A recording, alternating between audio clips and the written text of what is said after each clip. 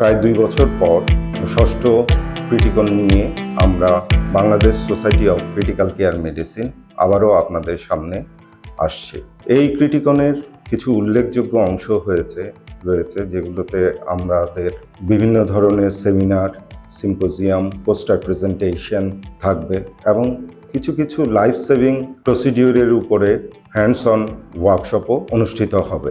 এই ওয়ার্কশপগুলোতে অংশগ্রহণকারীরা একজন ক্রিটিক্যালি ইল পেশেন্টকে কিভাবে আরও সর্বোচ্চ সেবা দিতে পারবে সেই জিনিসগুলো আমরা বিস্তারিতভাবে বর্ণনা করব এবং দেশি বিদেশি বিভিন্ন ক্রিটিক্যাল কেয়ার স্পেশালিস্টগণ 2 দিন ব্যাপী অনুষ্ঠিতব্য এই ক্রিটিকনে বিভিন্ন ধরনের গুরুত্বপূর্ণ লেকচারে অংশগ্রহণ করবেন এবং এর মাধ্যমে আমাদের বাংলাদেশে যারা ক্রিটিক্যাল কেয়ার মেডিসিন নিয়ে কাজ করি এখান থেকে লব্ধ যেই জ্ঞান সেই জ্ঞানের দ্বারা আমরা আমাদের যেই পেশেন্টগুলো রয়েছে তাদের সুস্থ করার জন্য আমাদের সক্ষমতা আরও বৃদ্ধিপ্রাপ্ত হবে। আমি অত্যন্ত আনন্দিত যে দেশি বিদেশি প্রায় 20 জনের উপরের প্যানেল আমাদের এই কনফারেন্সে অংশগ্রহণ করতে সম্মতি প্রদান করেছেন। ক্রিটিকন কনফারেন্সে যেই